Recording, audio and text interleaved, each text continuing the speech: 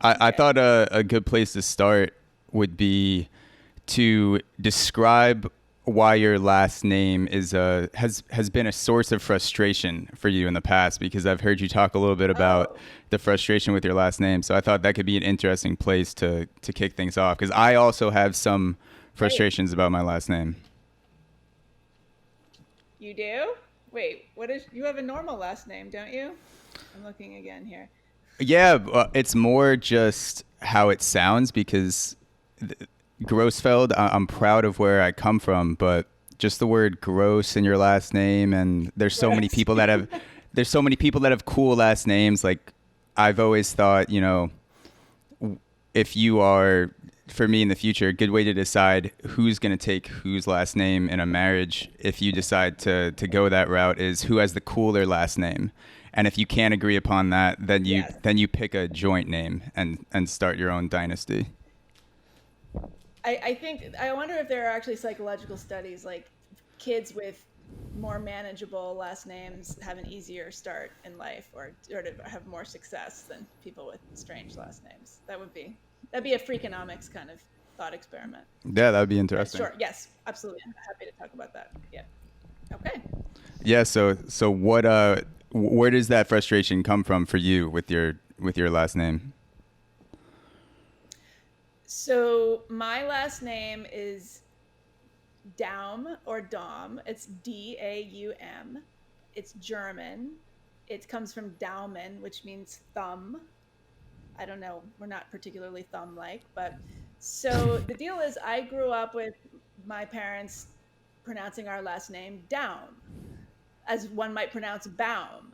And I was constantly correcting people because people would say Dom all the time. It seems like what most people defaulted to, Dom. Hmm. And so it was correcting them all the time, all the time. And, my parents had a sort of strange relationship with their own families. They kind of distanced themselves from their relatives, from my father's side of the family, all the other Downs.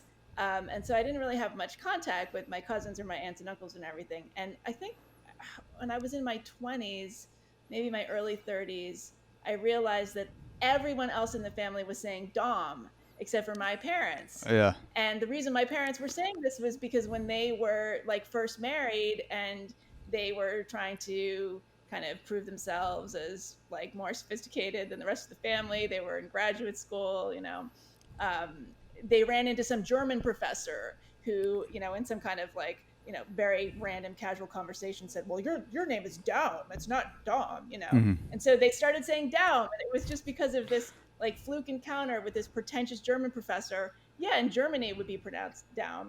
And so I realized that like nobody else in the entire family was saying Daum except for us. And so I just stopped correcting people. So for maybe like 10 years or so, I continued to say Daum, but if people said Dom, I just said that's fine. I didn't correct them. And then I don't know, like maybe like 6 or 7 years ago, or maybe less than that, I started saying Dom. But then that was like really confusing to people who had known me before. It was Hmm. just like such a mess. And now I'm actually starting a podcast, and it's a huge crisis because I have found myself saying Daum on the podcast. Like, and it's I try to avoid saying my last name at all. So anyway, that's a really long, boring story, but it is haunting me. So I'm glad we're able to have this time to help me sort it out. Yeah. I mean, I'm glad to be your last name therapist for you to help you sort out those issues. But I think it is interesting because Thank you. the lineage of your name was changed by one man that was a professor that you think is a professor. Maybe he was a fake professor. Maybe he just came up to your parents and was playing a practical joke on them.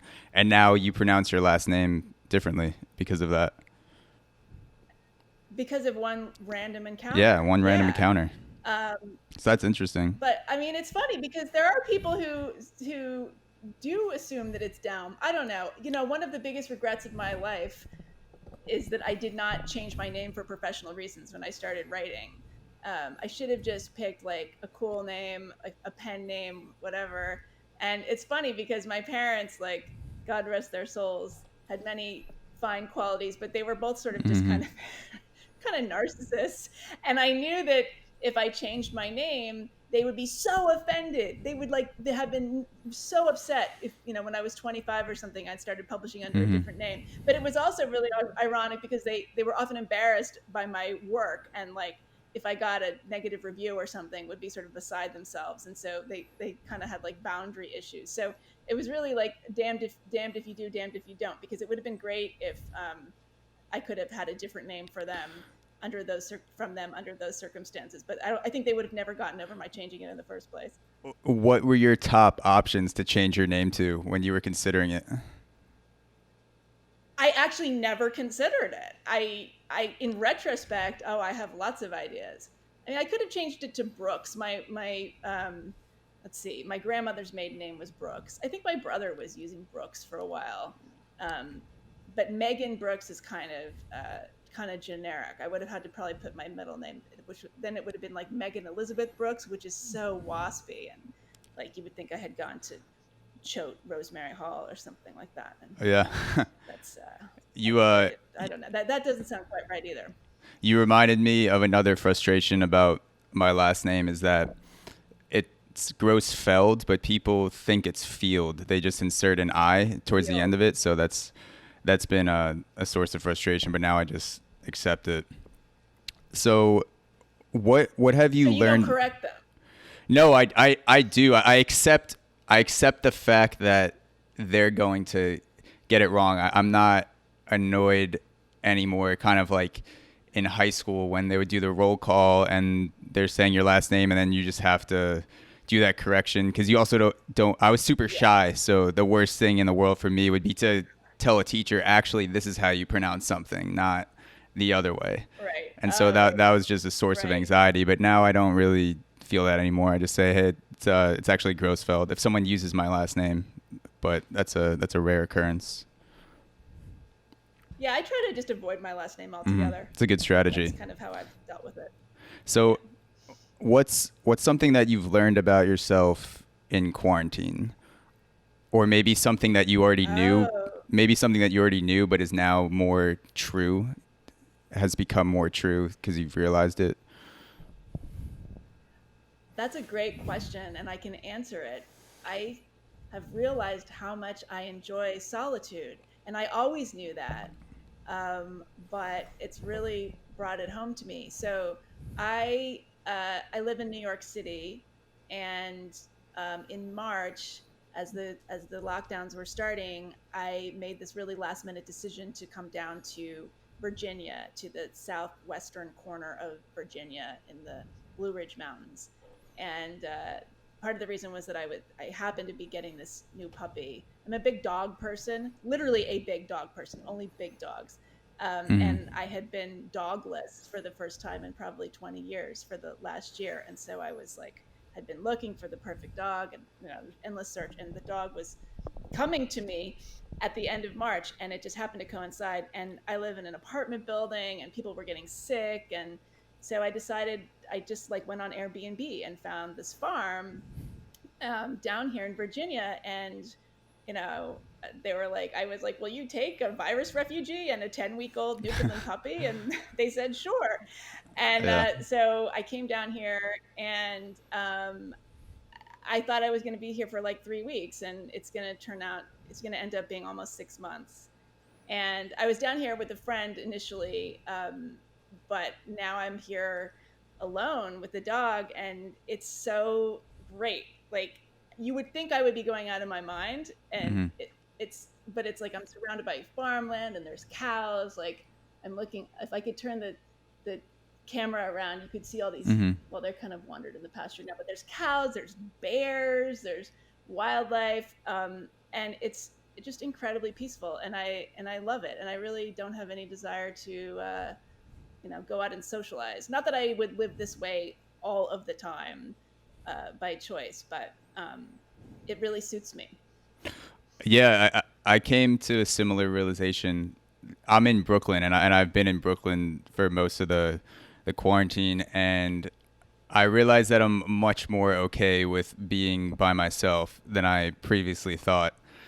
And I hear other people that are having a super hard time with it that are solo quarantining, which makes me feel guilty, but at the same time, I I don't know. I just thought I would have a harder time with being by myself, but I've found ways to fill the time with, whether it's reading or podcasting, walking around outside, zooming friends, basically feeling like I'm not lonely even though I'm alone. And I wonder if I'll Right. have difficulty breaking out of that once things go back to normal, because I think I definitely uh, sway towards the introverted side of the spectrum if I'm not putting myself in awkward, uncomfortable situations under my own power, which is hard to do in quarantine. But I wonder if I've lost some of That's true. if I've lost some of the extroversion that I've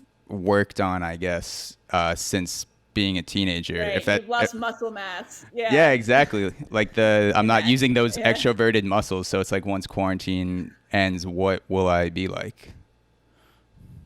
That's so interesting. I wonder if that's true for a lot of people.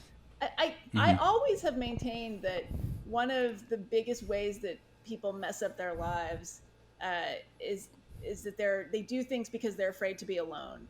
They partner with the wrong person, or they kind of just like waste time with the wrong crowd, or they kind of go along with ideas that they don't really subscribe to deep down because they want to feel like they belong to something, or they just can't be alone with their own thoughts.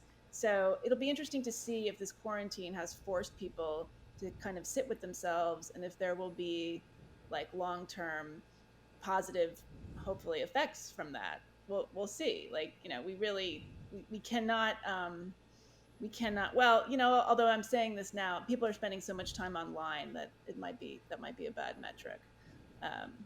But just physically being by yourself, it's certainly hard, and it's unhealthy at a certain point, but there might be some side benefits. Yeah, I think there are definitely benefits. I started meditating a couple years ago, which is useful if you're gonna solo quarantine, kind of having to be alone with your own thoughts and just thinking about all the things, even fucked up shit that pops in your head, and you're just like, oh wow, like that's messed up, but it's okay to explore those thoughts inside of your own head. Like, who gives a shit? Hmm. Or Hmm.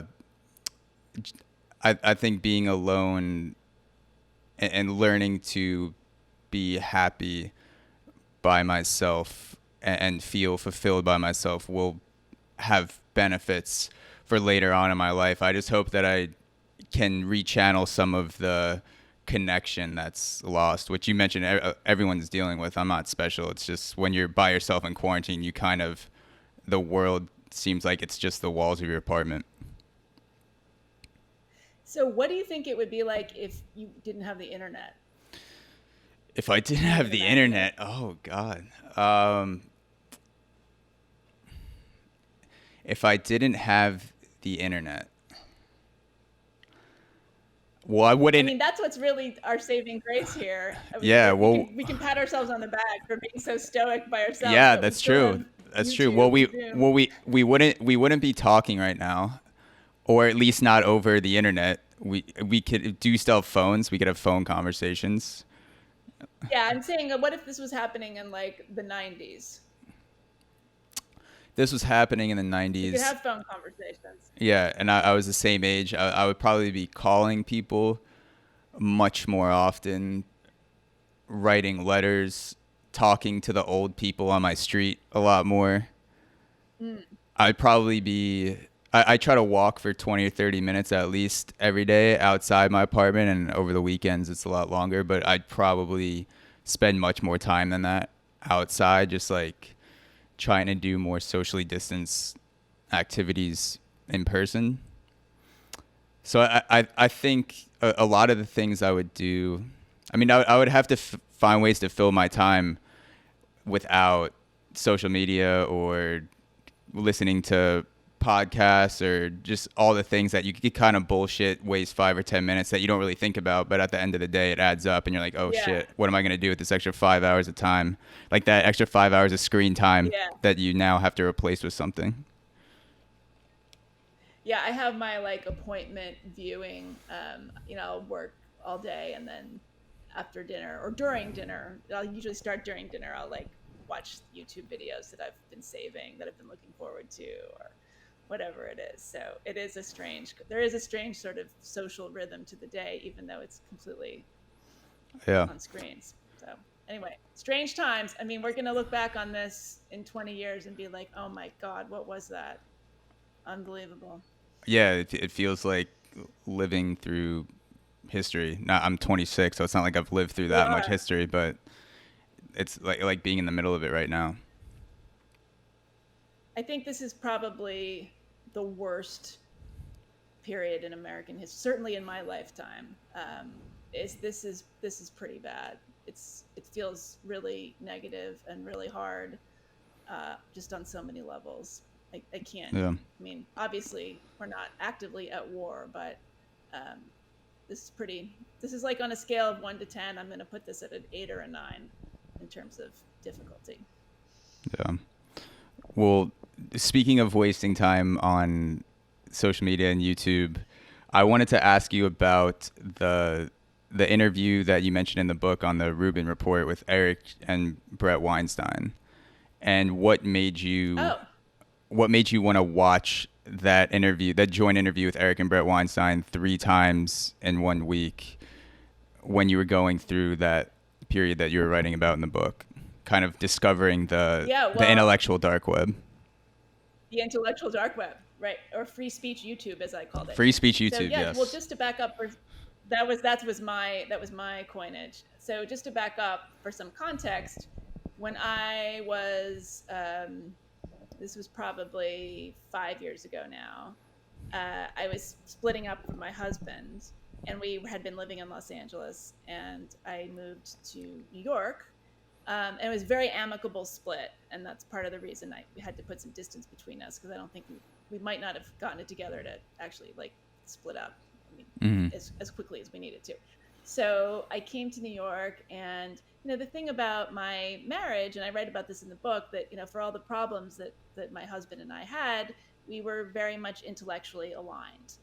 I think of him as my intellectual ally. We just talked all the time. We constantly had interesting conversations. We really were sort of on the same page generally. And so when I didn't have that anymore, I had lost I had lost my conversation partner.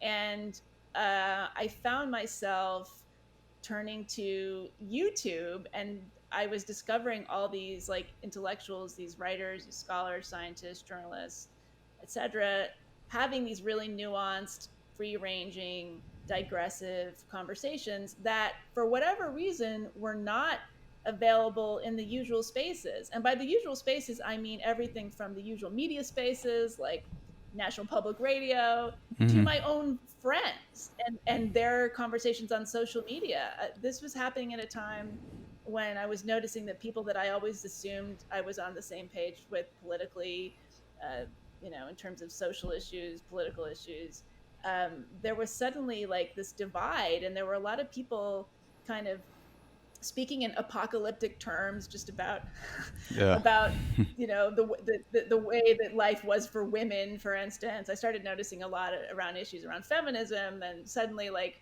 all these girls that had grown up with like every advantage and every opportunity and actually doing better than boys had decided that it had never been a worse time to be a woman, and that we were under the thumb of this patriarchy, and that we were in danger every time we walked down the street. And it Mm-hmm. was like hyperbole, and I didn't understand why otherwise intelligent people were trafficking in it, and it became frustrating. So I found these people talking in a different way, and a good example was Brett and Eric Weinstein talking on the Rubin Report. Although I will say that my introduction into this space was actually Glenn Lowry and John McWhorter on Yeah. bloggingheads.tv. And they are two guys. They had been getting together for years prior to this, but they get together about once a month and talk about issues of race. They're both Black guys. They're called the Black Guys on Blogging Heads. Yeah.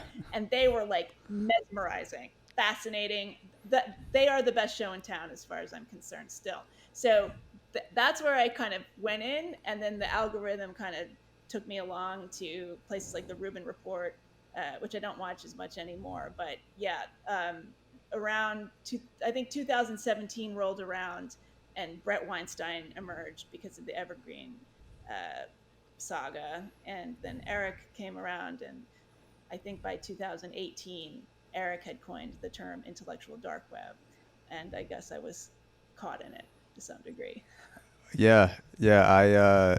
I remember watching Brett Weinstein talk about everything that happened on Evergreen, and I was learning about that whole situation after the fact. And for anyone listening to this podcast that doesn't know the Evergreen scandal, you could search Brett Weinstein Evergreen on YouTube, and you'll find a bunch of interviews about it. But I thought it was amazing that none of it was reported in mainstream media, Fox, CNN, whatever. Like, Well, they went on Fox was the only place that mm-hmm. Tucker Carlson, I think, was the only interview that Brett did, at Yeah, least in the beginning. I learned about it through Joe Rogan, Dave Rubin, and remember listening to him talk about this and thinking, this has to be something that's so widespread and so kind of scoffed at in society. Like the fact that a professor would be run out of school like this. I'm sure this has been covered everywhere, and it wasn't. And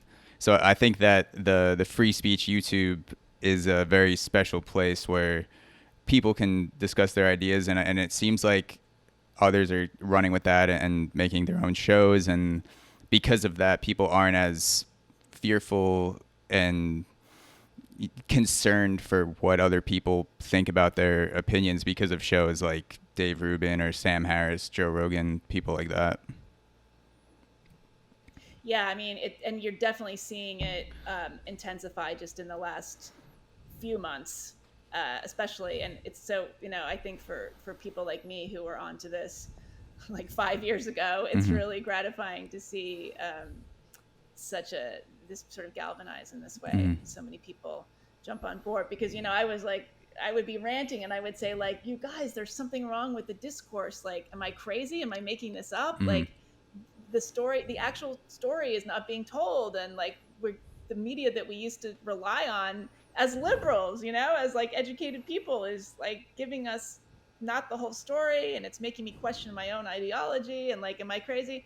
And people did think I was crazy for a long time, and there were just a very small handful of us who were talking about this stuff.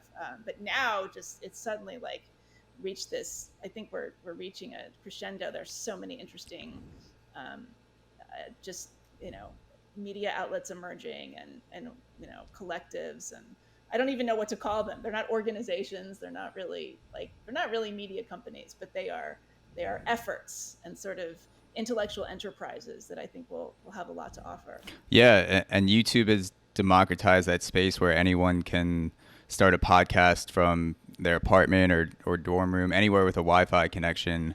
And at least for me, when I look for podcasts online, or whether I'm on an app or on YouTube, I don't really seek out the stamp of approval logos like whatever CNN or Fox News, those, or what, like the big corporations. I feel like the logo and the kind of the overarching power of the podcast doesn't matter to me as much as the conversation that's being had. And I'll listen to someone that has 1,000 followers talk for 2 hours about something that I'm interested in. So it's like the tools like YouTube allow you to pierce that mainstream veil, even if you don't have the huge following to back it up.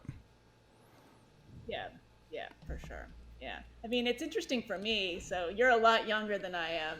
I feel like the kinds of conversations that we're starting to be able to have in spaces like YouTube, they're really reminiscent of the kind of conversations that I just had in person with my friends and peers all the time, like in the 90s when I was in my 20s. Like that, Mm-hmm. we got together and we just sort of talked about things. We had, we just like, try this on for size. Like, yeah, you guys, like, I just, came up with this like crackpot theory. What do you think of this? And then you would say it, and the person would say, oh, I think you're right on this, you're off on this. And like, that was how you sorted through ideas. And that was because you had to get together in person if you were going to communicate with people, or at least talk on the phone, and talk on the phone in a concentrated way, not while driving, not while walking down the street. The phone was attached to the wall. you couldn't go anywhere, you know. So I think that one of the things that's happened is, you know, the digital revolution comes along, and there's a lot of great stuff about it, but it's really, you know, it's the illusion that it has expanded communication opportunities, but it's also sort of flattened them and made it really hard to have the kinds of discussions that I think are, to me, are the most energizing. So I've been happy to see a version of that emerging on these other platforms. A version of the way we used to talk. Do you feel like it's still flattened to the point that you wrote about in the book in terms of conversations not being able to be had, or do you think it's opened up since then? I think it's opening up because there are more people.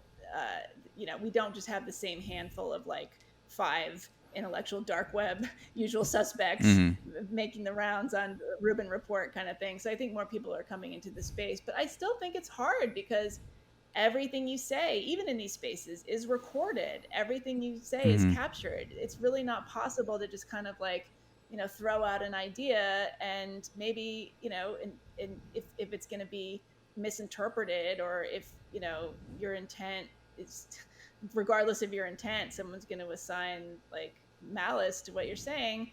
If that is always a possibility hovering over you, you're going to be aware of that, and you're going to have a sort of anticipatory anxiety about having any conversation at all, even if it's like the one we're having. You know, like I feel pretty free in our discussion right now, but the fact is that if somebody really wanted to, you know, if I said something really stupid, somebody could go, you know, dig it up and make my life kind of hard for a while. So that we just didn't have. We didn't have to deal with that before the internet, and so I don't think there's any going back, though. I don't know what the solution is.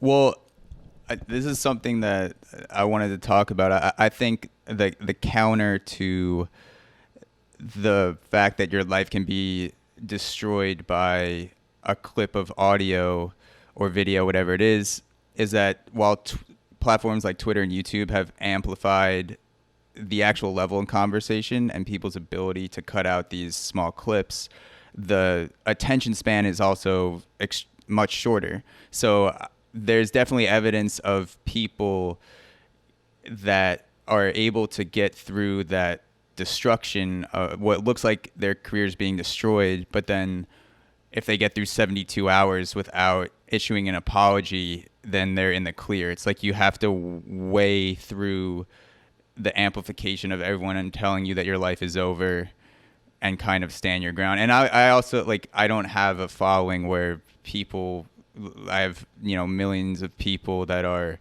looking to destroy me. So I'm not in that world. So I have like the benefit you'll make it someday. Yeah. I have the benefit of looking at it like that from the outside. I've never felt that pressure of, you know, being someone that's in that situation. But as a average listener to podcasts and consumers of content that would be considered, you know, off limits, quote unquote, I think that if you can get through that initial period of your life is going to end, then inevitably someone will do something else that will distract attention, and then the next day someone else will be canceled.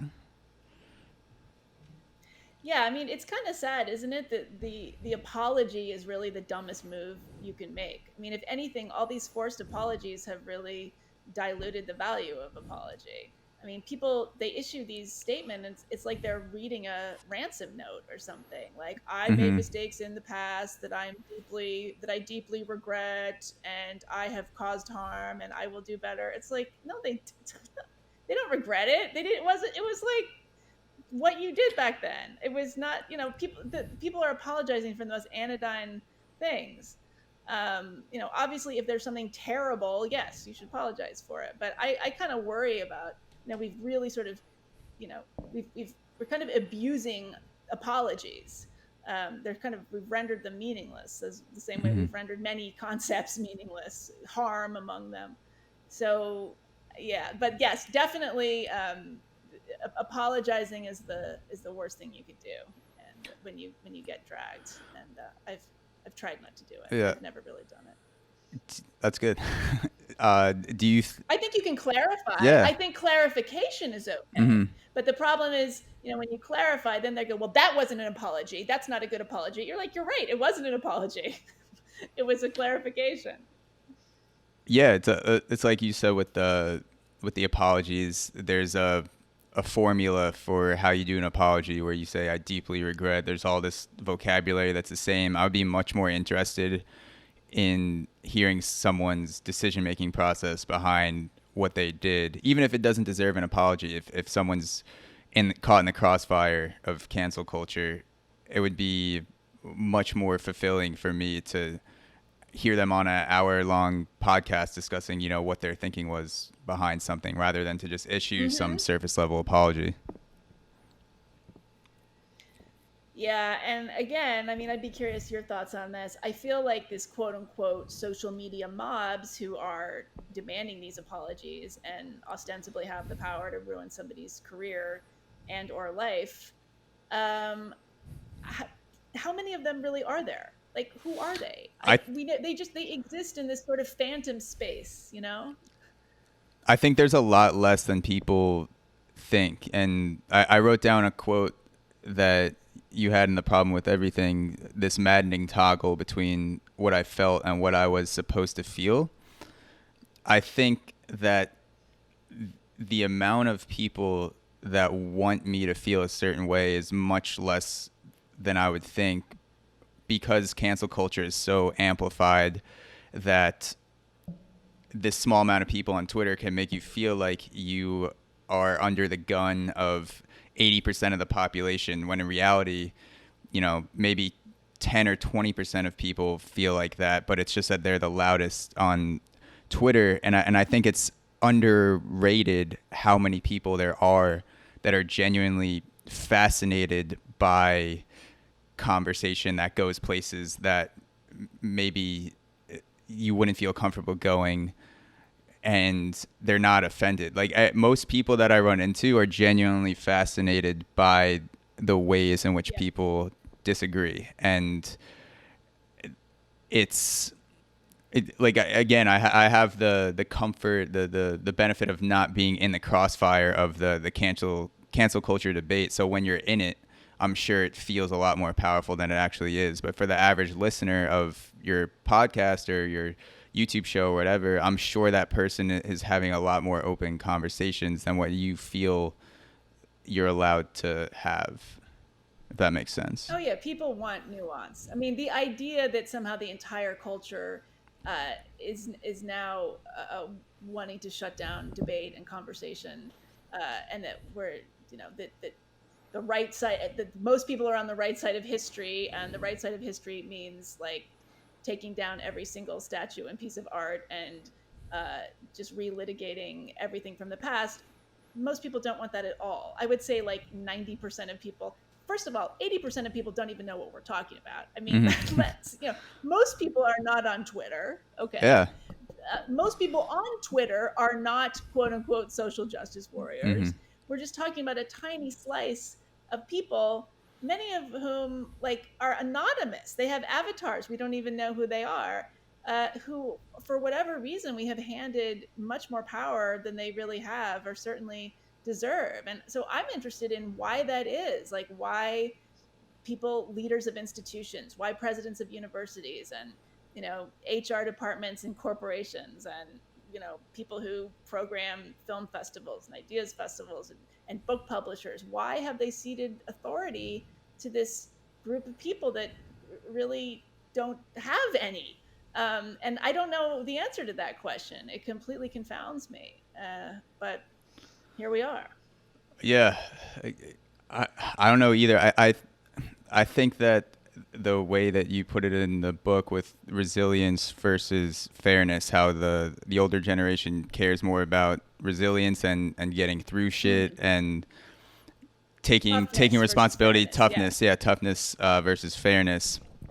And fairness is definitely a part of it for people in my generation, millennial. I guess I'm right on the border of being a millennial, but I think there's also a huge performative aspect of fairness where people are not necessarily like being fair to other people isn't their main concern. There's a lot of ways in which people perform the act of seeming fair, in which they're actually undermining the fairness for that group of people by doing all these things and by accepting these fashionable opinions. It's kind of like I see an opinion, it's very fashionable of me to think this, and now I have to reverse engineer my logic based off what's acceptable to have all these talking points instead of thinking for myself and then coming to that opinion. I I think that it's fairness, but then we have an entire generation that has lost the art of being interesting and thinking for yourself. Yeah, like I think if you're gonna be interesting, Mark Manson. I don't know if you've ever read Mark Manson, but he put No. out a dating book that's about basically attracting your partner by being interesting and honest. And the three parts of being interesting, according to Mark Manson, are sharing your opinions strongly, acting boldly, and being detached from other people's opinions, like not investing so heavily in the opinions of others.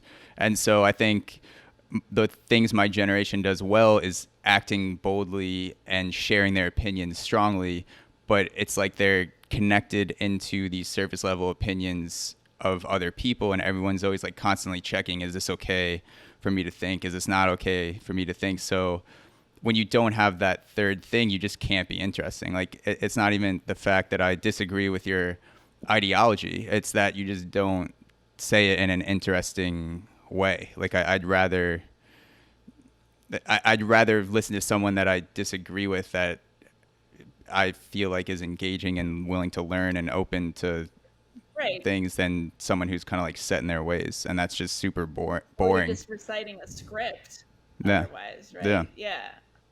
That's so lost the art of being interesting. Wow, that's kind of devastating. That's a poignant and devastating statement. yeah.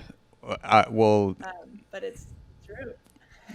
yeah. I mean, it's not like I'm the most interesting person in the world or even close, but I definitely feel like sometimes when I'm talking to other people that are in my generation, between 25, 35, that area, I don't feel like people are worried about being interesting. And this is going to seem like a strange connection, but one of the shows that I've listened to, or one of the shows that I've watched in quarantine, is Hannibal, the series on Netflix. And it's about Mm. he's a serial killer.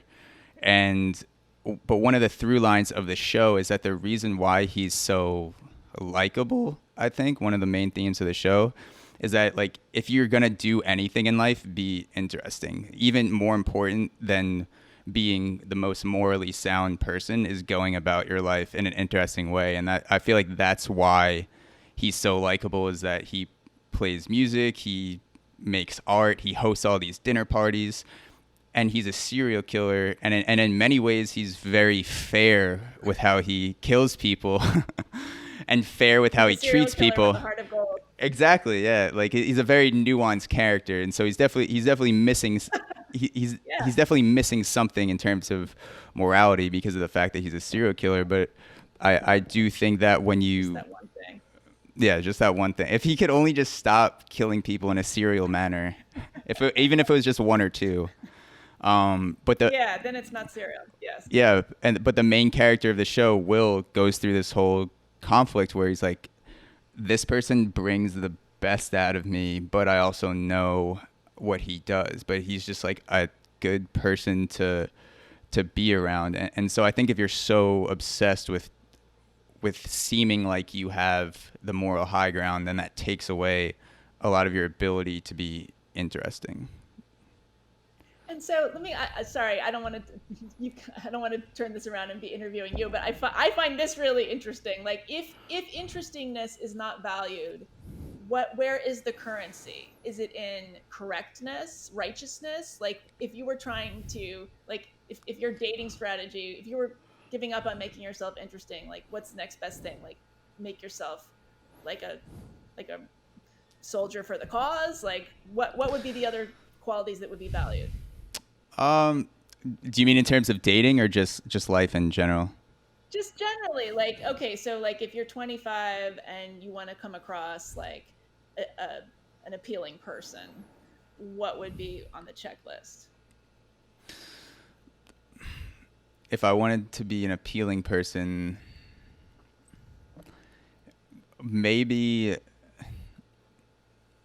I don't know, check all the right boxes financially, physically, even if it wasn't something that I wanted to do, maybe because there is a performance aspect of dating too, where the whole pickup artist game, where you're basically like being someone, you're manipulating the opposite sex in terms of this power dynamic to get them to like prove their worth to you. So I feel like it would be similar in life in general, where instead of actually pursuing what I want, it's more like I'm performing how other people think I should expect, but doing that to the best of my ability to advance myself. If I couldn't, And yeah. and how much of it do you think might have to do with dating apps? Like there are literally boxes that you're checking. So if it has, the fact that that's the platform that most people use, does that I think, exacerbate that? yeah, I think a lot of it has to do with that. I don't know how much has to do with dating apps, but I've when you're on a dating app like Hinge, for example, I don't know how much experience you have with dating apps or if you've been on the Not websites. very much. No, I probably should have more, but I recoil at the whole thing. But So fill me in. yeah, so the way that Hinge works is you have space for 4 or 5 photos of yourself, and then it gives you these prompts where you answer questions or statements. Like one of them is, where would people find you at the party? And 85% of girls' answers is either by the food or the dog. And so it may like I think part of it is that you're making decisions to meet people based off of something that doesn't really show what you're deeply interested in, or because the point of dating, I think, is to vet people as quickly as possible to find out what your level of compatibility is so that you're not wasting the other person's time and they're not wasting your time. And so it's really hard to do that on a dating app. And I don't know if the swiping is a good way. Just like the first principle of a dating app is to swipe through people. I don't know if dating should be an app where you just are going through people. Maybe it should be more something where you create a profile with a video. Maybe your writing or something is linked to it. Like just like Maybe everybody should have a podcast, and that would just be every single person has a podcast. exactly, yeah. It can be evaluated. Yeah, you can just say, listen to my podcast. I did I did perform somewhat of an experiment It's over. coming to that. Soon it will be that. Every single person will have a podcast. And so it can just double as all sorts of ways of presenting ourselves. You don't need a LinkedIn page. You don't need a dating profile. It's just that's what it is. We're getting close to that.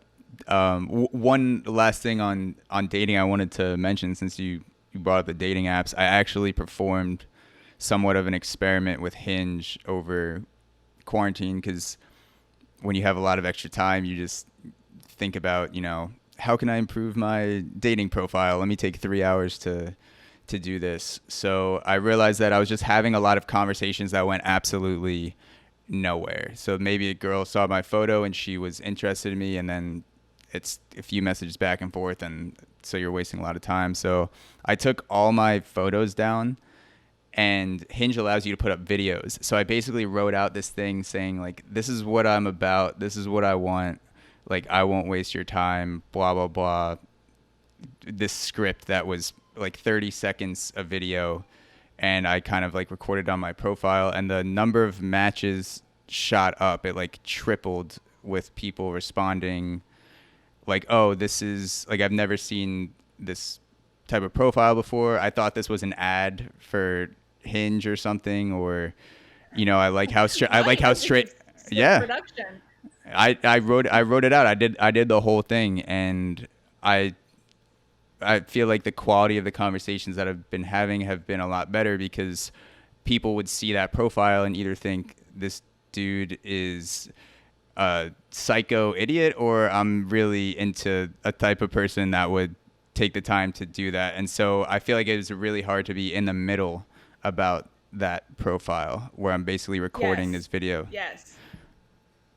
And for not wasting time, Right. that's You know, ideal. one Yeah, I think that being sort of in the mushy middle doesn't get you very far. I often say to my writing students, nobody will love you unless somebody hates you.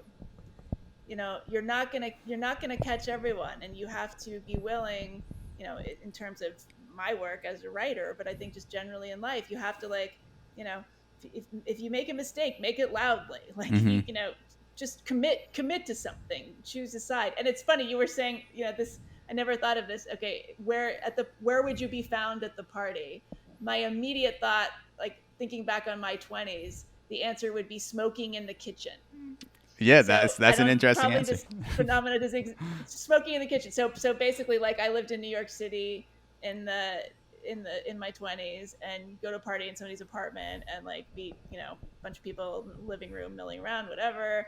And then you'd get your food or whatever, and eventually like you'd wander into the kitchen and you'd realize there was like this smaller group of people like sitting around, you know, standing around smoking cigarettes, kind of like blowing it out the window into the air shaft, and they were having like there was a small cluster, and it was like a much more intimate conversation, even if it was like 10 people standing around. But it was just like a way more interesting place to be than like out sort of mingling, making small talk in the crowd out there. And it had something to do, you know, nobody smokes anymore, which Hmm. is a good thing. But there was something about it, like you would get in, you would find yourself in the kitchen, and you're like, oh, okay, now I'm glad I came. Like here's some real Yeah. meat. Like here's, you know, people actually talking. And so, you know, and I think that's kind of a metaphor for where we're at just generally conversationally. I mean, you know, I can tell you, you know, you we're talking about my last book. It's my sixth book. You know, this book is probably, believe it or not, people think I offer these incredibly radical, strong, divisive opinions, and in fact, it's incredibly tame and I think careful and circumspect. In many ways, it's the least provocative book I have ever published, and it was received, you know, far more scathingly than any of my other books, which I Hmm. completely expected. But you know, I published my first book in 2001, and it, you know, I had, it was an essay collection, but you know, they were sort of, some of them were sort of provocative and funny, and you know, they had, a couple of the pieces have been published in places like the New Yorker, GQ, Harper's. And if I was publishing a book like that today, I think I would just be completely written off, like Hmm. for all kinds of reasons. And so, you know, but I guess my point is that like when I was starting off as a journalist, as an essayist, the way to succeed was to offer original ideas and provocative, surprising opinions, to be counterintuitive, to say, like, oh, this is something that's going on in the culture. The conventional wisdom is this. What if we looked at it this other way? And if it pissed people off, all the better. That was the job. Like, it was not your job to just you know, appeal to your existing audience. Your Hmm. job was to like make people say, make people go to the party that weekend. Be like, Yeah. did you read that story in New York Magazine? Oh my gosh! And everybody was Yeah. talking about it. And that's what got you a next assignment. Like that's what made editors call you again. And you know, 20 years later, we have the opposite. Like I can tell you that if I pitched any number of the pieces that I wrote in my 20s and even in my 30s today, editors wouldn't run them. Hmm. And so I feel so lucky to have started out when I did, because I certainly would not be the writer that I am, that I've been able to be, if all of this, if all of these mechanisms had been in place in terms of scolding and calling people out and just fear of saying the wrong thing and, you know, being misinterpreted, that intent doesn't matter. But yeah, but getting back to our what we were talking about before, people are ravenous for this kind of old style Mm-hmm. conversation, just these kind of, they are really hungry for nuance. And I saw it again and again when I was on tour with this book. I mean, I would get beat up in the mainstream media, and then I would go do bookstore events and they would be packed and people were thanking me for writing the book, Mm-hmm. and liberal people, and it was like I had never seen such a divide between the media sensibility and the public sensibility. It used to be that the media was Mm-hmm. more sophisticated, that the media people in those spheres had more tolerance for dissent and sort of strangeness, and it's completely flipped now. It's remarkable to Yeah. see. Well, the mainstream critic score has become a signal for which stand-up comedy specials to avoid. Like if I see a special on Rotten Tomatoes that had a 40%, 30% critic score, but a 98% audience rating, I'm like, okay, this is actually funny. And then if I see the other way around where the critic score is too high, I'm like, maybe I'll still watch it, but Mm. I'm thinking, there must be something about this special that isn't that funny because they wouldn't. All the other It ones that might I've be Hannah watched, Gadsby. exactly. I genuinely tried to watch her special, Not that there's and anything wrong with Hannah Gadsby, but yeah, yeah, it just wasn't not for your me. thing. I'm not the arbiter of what's funny. It just was not for me. I'm much Well, it more. is what it is. Yeah, It's its own thing. It yeah. has great value, but it doesn't. It does the emergence of that kind of performance. I welcome it. I think it's really interesting and Hmm. valuable. But the idea that this is now replacing the other stuff, that's just nonsensical. We Hmm. can have both. Yes, and as they Yeah. say in improv. Yeah, I like the cigarette answer for Hinge. I think that some of the most interesting conversations I've had at parties have been on the back porch smoking a cigarette or Yes. the area of a bar because I think part of it has to do with it's hard to use your phone and light a cigarette at the same time and I I never was one who would go out and buy cigarettes that often in college, so I was always bumming a cigarette. And so if someone gives you a cigarette, it's polite to stand there and start a conversation with a stranger where you're just like, oh hey, like Mm. what brings you here? And sometimes that turns into a really cool conversation. So maybe we need more. Maybe we need to bring back cigarettes to become more social. But That would be that would be a but radical opinion. I guess vaping doesn't really have the same effect, yeah, does it?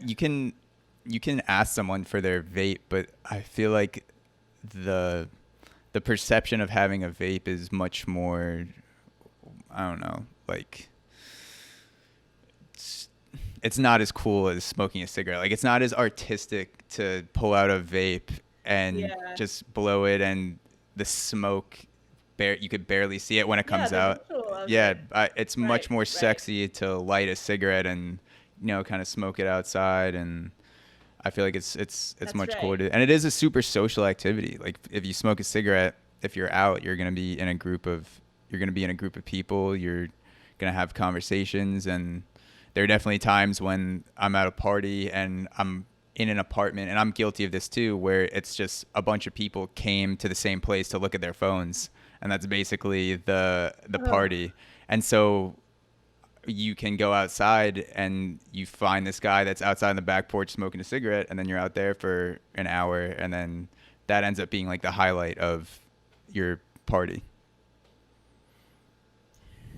see, now I'm nervous that like this conversation is going to get framed as Zach and Megan endorsed Yeah. smoking, and then we're gonna be canceled.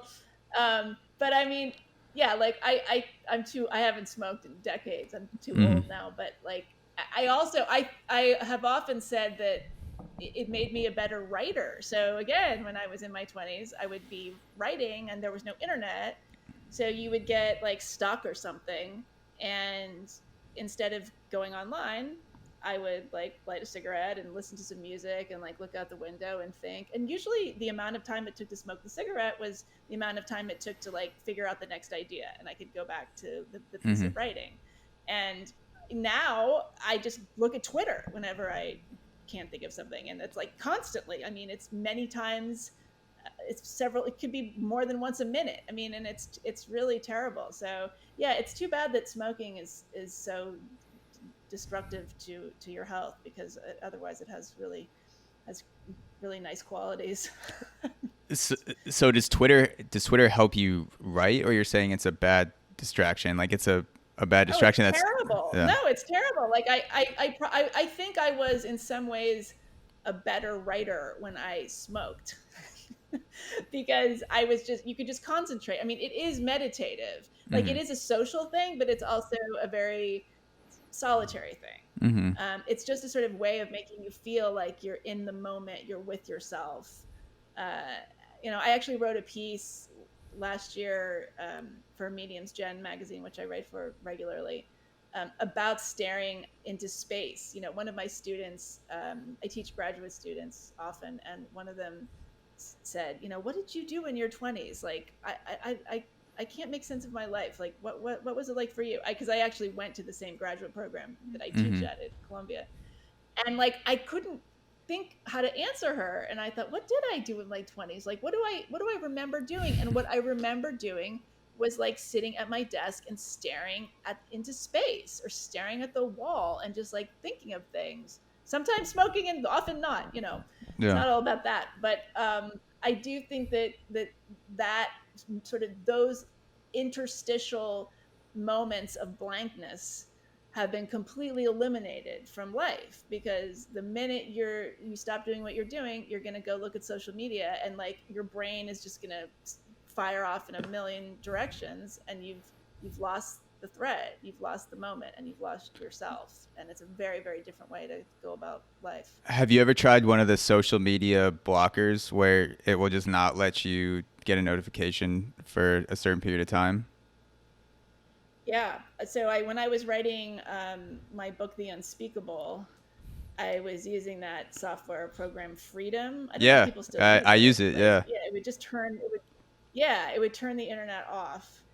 Um, I didn't do it when I was writing The Problem with Everything, mostly because it was such a, like, there were so many facts, and like they were just, it Hmm. was so culturally based. It wasn't personal, that I was constantly having to like look things up and check things and get information. And so it didn't really lend itself to that. But yeah, So, it's a grim situation. have you found something that you can do to regain your lost focus that is as meditative as smoking a cigarette, but is not as unhealthy for you, or close to it?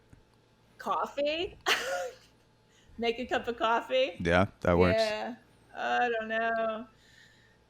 uh, I mean, I don't know what the solution is. I really don't. I try to be disciplined, I do. And I try to say, okay, well, if you're gonna stop working, at least like go on iTunes and listen to some music. Okay? Hmm. Do that. Don't go on Twitter. Yeah. I think also listening to instrumental music in the background while I'm writing, or just doing something that I need to get done, makes it more enjoyable. Where it usually doesn't have lyrics, but it'll just be kind of like keeping a rhythm in my head. That's something Mm-hmm. that's worked for me. But yeah, I feel like I should not be giving you writing advice, so I'll stop. Oh no, no, I'll take what I can get. Believe me. If you had to give advice to someone who said, I want to become as good a writer as you, but do it in half the time, what would you tell that person? Half the time. Yeah. Uh, well, it depends on what you mean by good, because we're always as good as we are at any given time. There's a difference between good and success, Hmm. or like commercial success, or being able to make a living at it. Um, I, Let's say I think that the way to I was gonna say let's say making a living as being a writer, because I think a lot of people would be most interested in that, being able to pay their bills with writing. If you had to give someone advice yeah. to get there as quickly as possible, maybe even half the time of what it took you to get to that level, what advice would you give them? they were just like, fuck this, I don't have that much time? Well, I guess the short answer is um, say the thing you really want to say. Like, you know, write the most honest, no holds barred, splashiest, and I don't mean splashy in a shallow way, but like just really um, pull out all the stops. Like, say what you want to say, and do it in as energetic a way as possible. Don't worry about people being mad at you. Just like let it rip, and really go out there and if that's the first thing you've ever published, make your mark. Like, get people's attention. And I'm not talking about being gratuitously provocative. I Mm-hmm. always want to be careful about that, because the worst thing is when somebody is just sort of like, saying outrageous things in order to get attention. It's kind of trolling. And there's always been people who've done that. But if you are willing to just go out and say something that you suspect that a lot of people are thinking, but either can't articulate or afraid to say, that's the job of the writer. Mm-hmm. It's not just to repeat the obvious. It's not just to restate the obvious.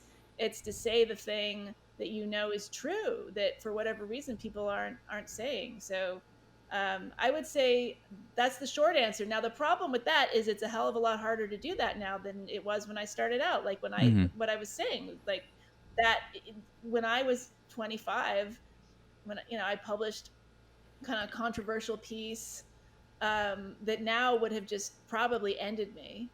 I would have been canceled on Twitter Mm-hmm. within 24 hours. And instead, it got a lot of angry letters to the editor kind of thing. And it was like kind of shocking. But it was good. It was good for my career. Like, I Mm-hmm. got another assignment and then another one after that. So, I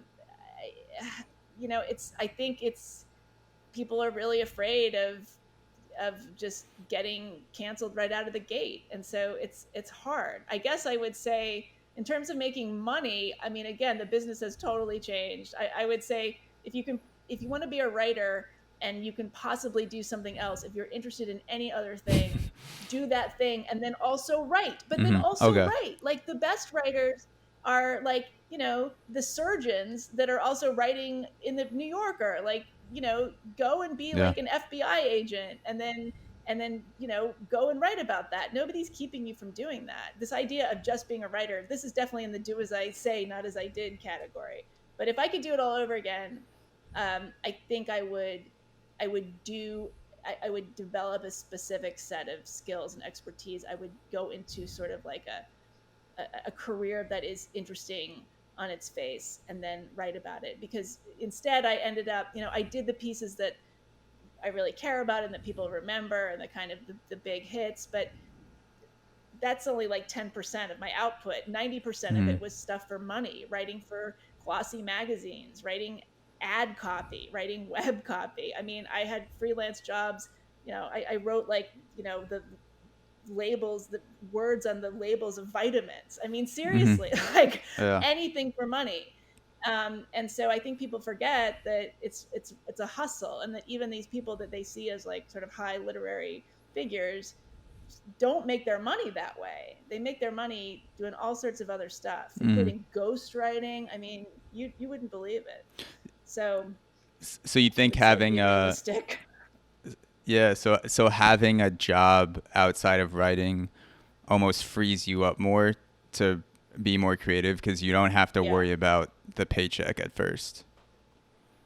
that's right. And you can do what you want. I mean, the amount of time, even now, the amount of time that I spend meeting a deadline for something that I'm getting paid for, um, it's I could be writing a great novel that ultimately I might get paid way more for, but Mm-hmm. you end up putting that stuff on the back burner because you gotta pay the rent. And I'm the age that I am now, and I still face that. It's not like it ever goes away. So Have you thought about what you would have done if you went back and chose a career that would make you money while writing on the side? Have you thought about what career you'd want that to be? yeah, I mean, kind of a laugh. I mean, I wish I had gone into law enforcement or something. Like I would have loved to be in the FBI, or I like investigating, you know? I mean, Hmm. that's part of the reason that I like journalism, because I like looking into things and poking into things and discovering things. And so I think that if I could have some sort of investigative type of job, that would be that would be satisfying. But obviously, you could work for the FBI and just be a complete. It's just bureaucracy. Yeah. So I think we romanticize these things, but it's hard to now, because we're in this moment where facts are just so fungible, and like it's really frustrating for me as a writer, because I am in this world where people are talking about life and events, the events around us, and it's like there's no agreed upon set of facts. Hmm. And it's like we're in this like mushy land. It's the second time I've used the word mushy in this conversation. But so I find myself craving some kind of situation where, like, we're working on a project, there is reality here, these are the numbers, this is the Hmm. data, this is the information. Like friends who are doctors, and they complain about being doctors. It's hard. There's the red tape, the insurance, everything. But it's like at the end of the day, you have real patients with real needs and illnesses, and there's just you're Hmm. working with concrete material, and that to me is appealing. Well, it's never too late. Special Agent Dom could always be a reality. It is too late. It is too late. Dom or Down. Down. It might not be too late for Down. Special Agent No, Down. you have to be. I think the cutoff for the FBI is 37. So it's not too late for Really? you.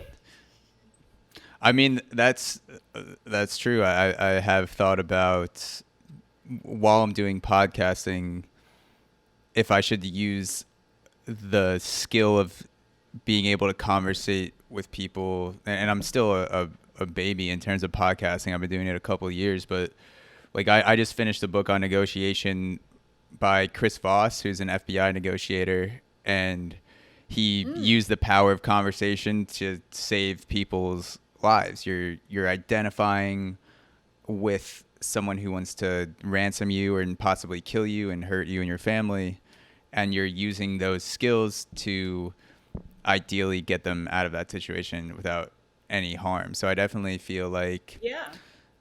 while it is my goal to fully support myself as a podcaster, is there another way that, like, maybe I just want it because it seems cool to be a podcaster, but maybe it's not actually helping people that much. Maybe something like being a FBI hostage negotiator would make much more of a difference, and then I could always have my little podcast on the side. But Just think how great like if somebody said there's an FBI hostage negotiator who has a new podcast, like how fast would you be on that? You would be listening to that yeah, like the second it dropped, right? yeah, that's true. I mean, I feel like I definitely nail the empathy part of it, because I watched a show about a serial killer and my thoughts were, oh wow, like maybe we should be more like Hannibal. Maybe we should be more interesting. That's a good. I write that piece if you want to. Yeah, Yeah, we should all find the serial killer within us. yeah. Is is there anything that you took out of your most recent book, The Problem with Everything, that you wish you had left in? So many things, many things. Is there one that stands This out? book was incredibly hard. Yeah, the book was incredibly hard to write because it was like whack-a-mole. I mean, you're trying to write about the culture as it's happening in front of Hmm. you. So I'd spend like a couple days writing about some, you know, Twitter blow up, only that felt like a huge deal, only to realize that it was, forgotten about it. Um, yeah, I had a long section about the so-called Google memo. I don't know if you're familiar with um, this Is whole it story. So the guy got fired from Google for saying something like why women aren't the best engineers, or why they don't choose to code, why right, something like that? so Right. So the fact that you just phrased it that way is exactly why I find this whole thing so compelling and why I wanted to write about it. So, yeah, in 2017, this Google engineer named James Damore wrote what was supposed to be an internal memo responding to some diversity and inclusion training that had gone on in the company. And I believe they asked for people's feedback, which, they asked for feedback and in corporate setting, that means don't Yeah, give us any it's, feedback. it's a But it's a okay, trick. he took it literally, and he wrote this long memo about how it's great to have diversity and inclusion. We should definitely be mindful of that when it comes to gender, race, everything. But the idea that we need to reach 50-50 uh, equity when it comes to things like, software engineering or coding um, doesn't really make a lot of sense when the fact is that I think I don't have these numbers exactly right, but the number of women that come out of a place like MIT, for example, who are coders, it's like very small number. Women Hmm. go into all sorts of other STEM fields, but just in terms of like these very particular um, kinds of pursuits, you just have very, very few women going into them. And so, he was making the case that that women are less. It's not that they have less aptitude; it's just that they're less interested in it for various reasons, and it has to do with, like, frankly, the fact that women are better at a wider swath. On average, women's brains tend to be better at like language and math, and Hmm. men tend to be more sort of better at math. I'm not phrasing this very well, but basically, women have more options. Yeah. That's the story. So Hmm. a woman who's great at coding is likely to also be great at something else that she may find more interesting. So he didn't really phrase it that way. He ended up bringing in a bunch of stuff like having to do with the big five personality traits, and neuroticism is one of them. And that's, neuroticism, like that's kind of a dangerous word to throw around.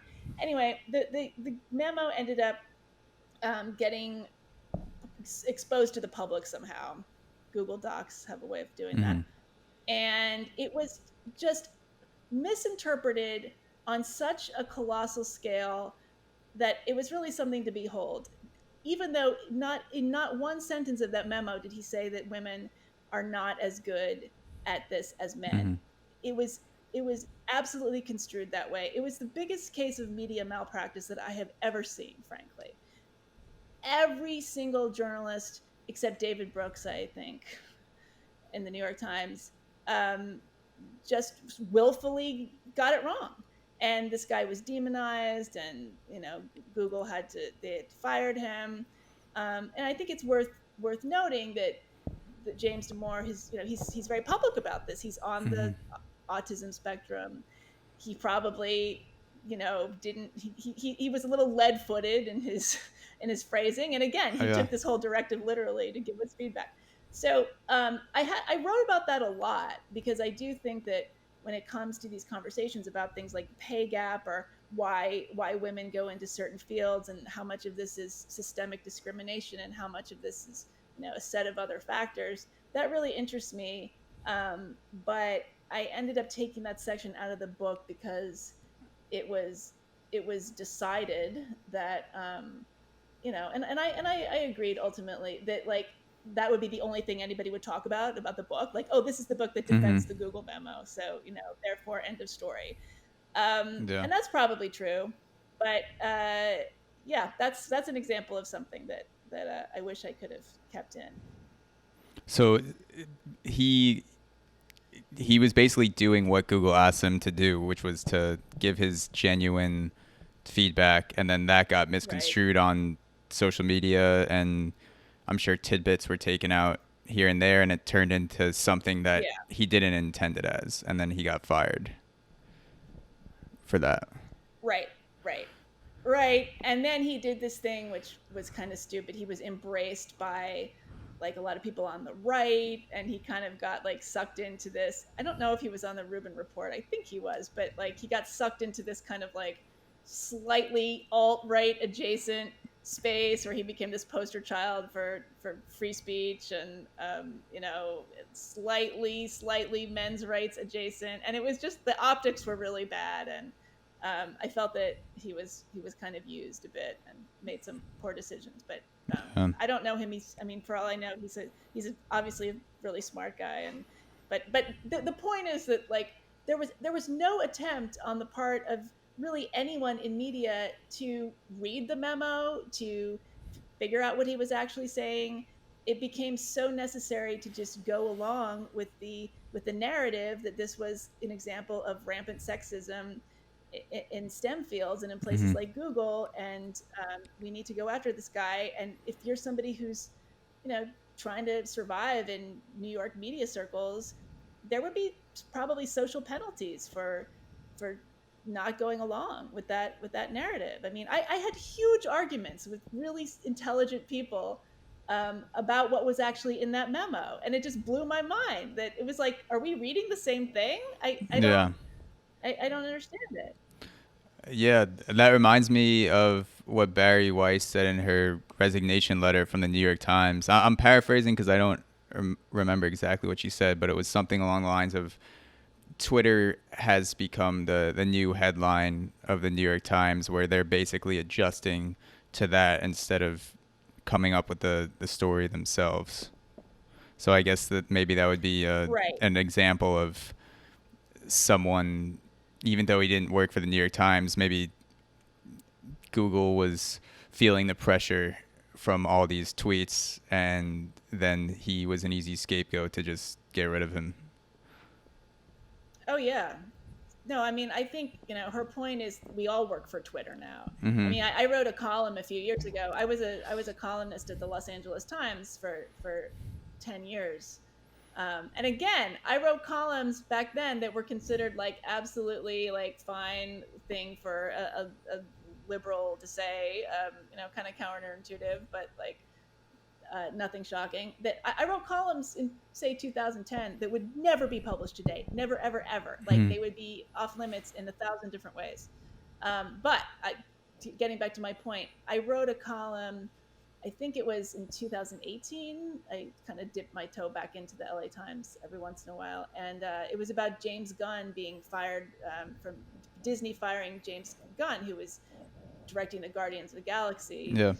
franchise. And some old tweets of his had resurfaced from many years earlier, and there was this big blow up online, and they fired him, even though he's like made a lot of money for them. I mean, what Mm-hmm. what a ridiculous thing to do. And so, I said, like, we all work for Twitter now.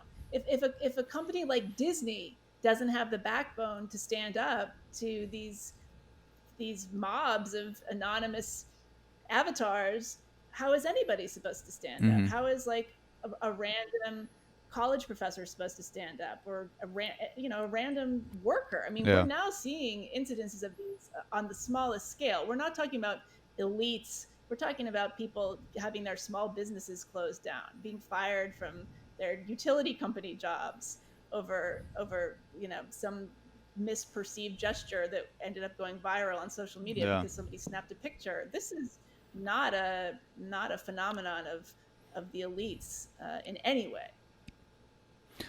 Well, before we go, I want to give you a chance to talk about your new podcast. And even though you didn't include these things in the book, this is you could explore all these topics on your new podcast, which people should know about and check out. So what made you want to start it, and what can people expect from it?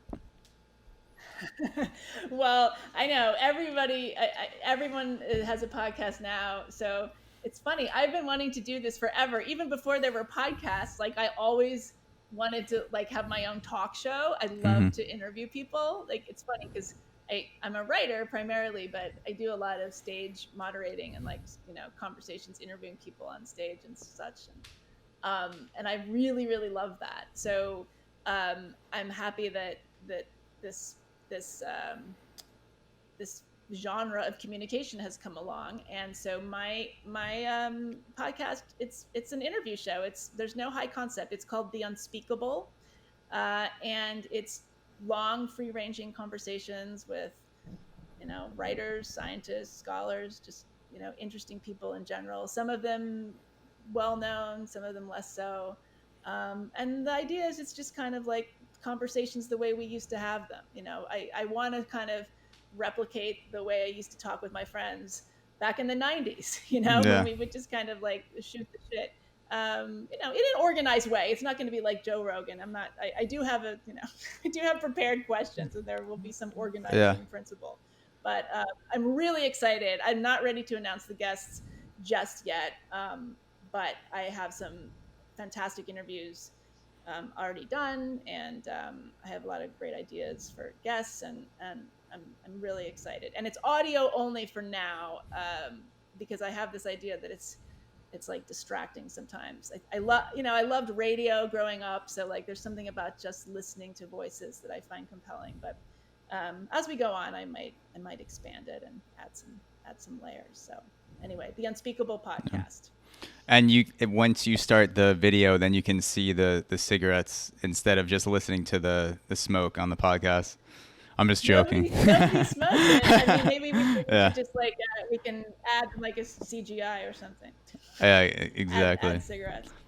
Well, I'm excited to check out the podcast Unspeakable, and everyone. The Unspeakable. There is yes. another podcast called Unspeakable. The Unspeakable Podcast. Yes, you'll find it. The Unspeakable, and everyone listening to this, go check out the Problem with Everything, which I have read and then gone through 2 additional times, my notes and all the scratchy writing and the margins. So I really enjoyed that book a lot. And I'm also going to link everything that we talked about in the show notes and where to follow you and everything like that as well. So thank you for your time. I really appreciate it. And this was an interesting conversation. It was a very fun conversation, and I enjoyed it a lot.